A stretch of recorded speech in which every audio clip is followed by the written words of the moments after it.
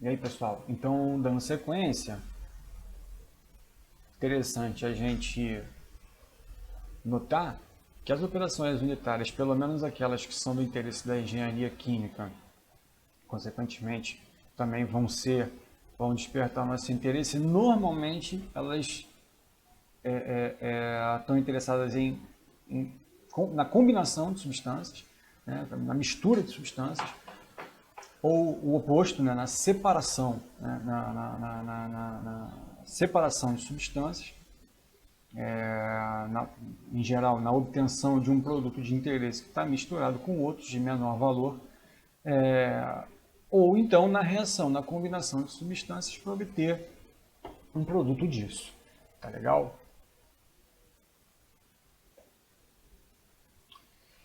Então, já que a gente olhou o conceito, as operações unitárias, o processo químico, então, ele vem a ser o quê? Ele nada mais é, então, do que um conjunto de operações que visam provocar uma reação química ou física em um determinado material. Por que é importante a gente fazer essa observação? Lembra ali atrás que eu comentei que algumas operações unitárias elas não envolvem uma transformação química? Se isso é verdade, então o processo, em ele sendo um conjunto de operações unitárias que eventualmente podem até não envolver transformação química, e aí vem a observação mais curiosa, o processo químico não necessariamente vai envolver uma reação química, por mais curioso que essa observação possa parecer para vocês. Olha aqui, esse é um fluxograma, um fluxogramazinho simples, tá? Básico, do que acontece numa usina sucroalcooeira. Se você perceber, a matéria-prima é a mesma, né? É a cana. Só que dessa matéria-prima você pode obter dois produtos diferentes, o açúcar e o etanol. No caso do etanol, fica evidente a conversão da sacarose em etanol. Então, por isso, então, envolve uma transformação química. Agora, por outro lado, no caso da obtenção do açúcar refinado, não há nenhuma, via de regra nenhuma, operação química, nenhuma transformação química entre a matéria-prima e o produto final. Só para ilustrar essa observação, que nem sempre um processo químico vai envolver uma transformação química.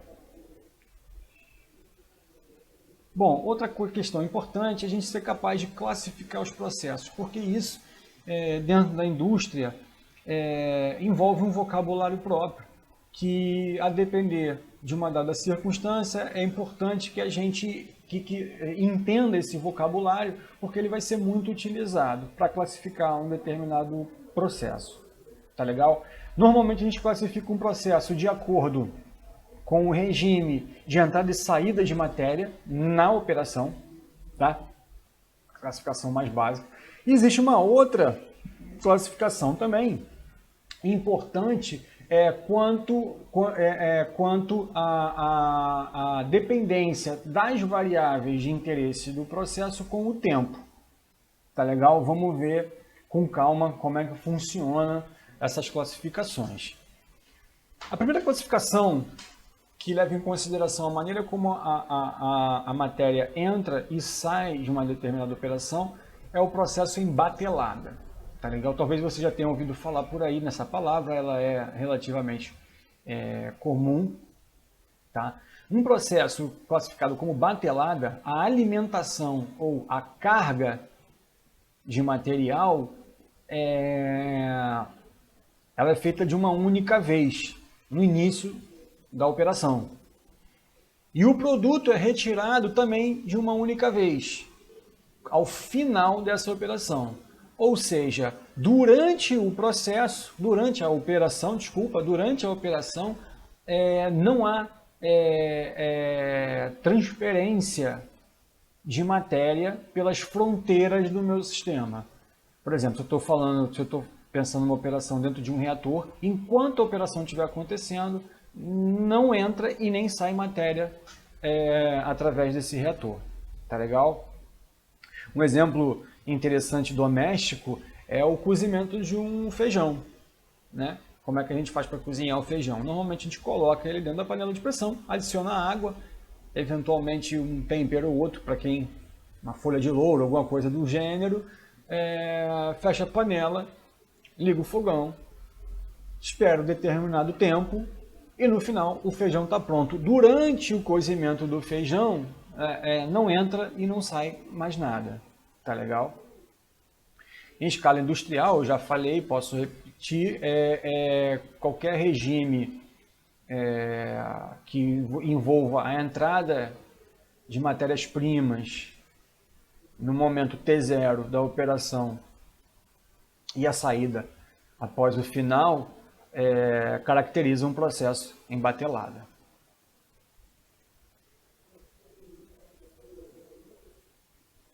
O processo contínuo é o extremo oposto. A todo momento, a todo instante, ao longo da operação, você percebe a entrada e a saída simultânea de matéria. Ou seja, você tem a entrada de matérias-primas e a saída de produto. Isso acontecendo de forma simultânea ao longo da operação. Um bom exemplo, né, aqui na parte de cima, um exemplo interessante é um sistema de caixa d'água, né?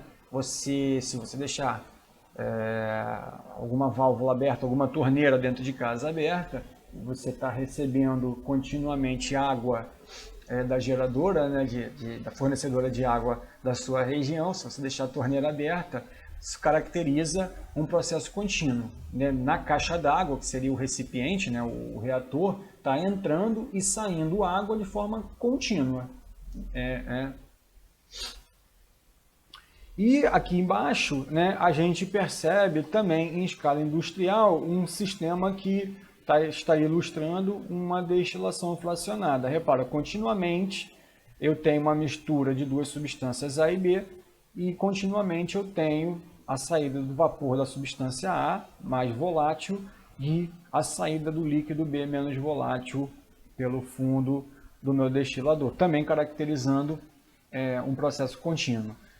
Daqui a gente já consegue enxergar que as grandes refinarias de petróleo, elas são projetadas inclusive para trabalhar em regime contínuo, né? As grandes cervejarias, né? Normalmente o processo contínuo, isso não é uma regra, mas normalmente se percebe associado, né, às grandes fábricas, né?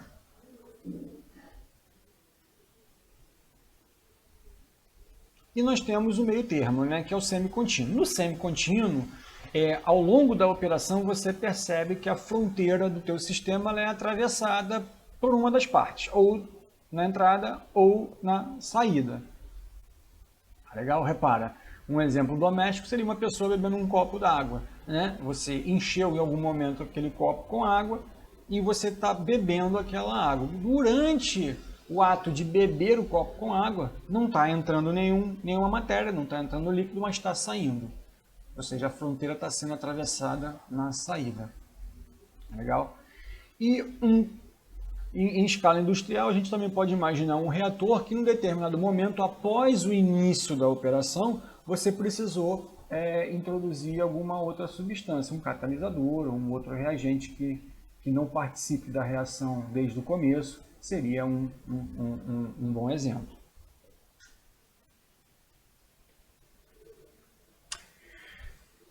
Outra questão muito importante para o estudo de uma operação unitária é a dependência das variáveis de estudo com o tempo. Tá legal? E um processo ele pode ser, então, caracterizado como regime permanente ou estado estacionário. Um processo em estado estacionário é aquele processo em que as variáveis de estudo, as variáveis de interesse, elas não variam ao longo da operação. Tá legal? E aí eu coloquei um exemplozinho simples, né, que seria o exemplo de de um chuveiro elétrico funcionando em casa. Né? Repara que no chuveiro elétrico você tem a temperatura da água na entrada diferente da temperatura da saída. Essas temperaturas são diferentes, porém, imagina-se, né, que essa temperatura não varia ao longo da operação, que seria a pessoa tomando banho. Então, fora, claro, pequenas flutuações aleatórias, mas você imagina que a temperatura na entrada ela é constante e a temperatura na saída do chuveiro ela é constante, ela não varia, né, ao longo da operação. E quando é assim, a gente caracteriza a operação como regime estacionário.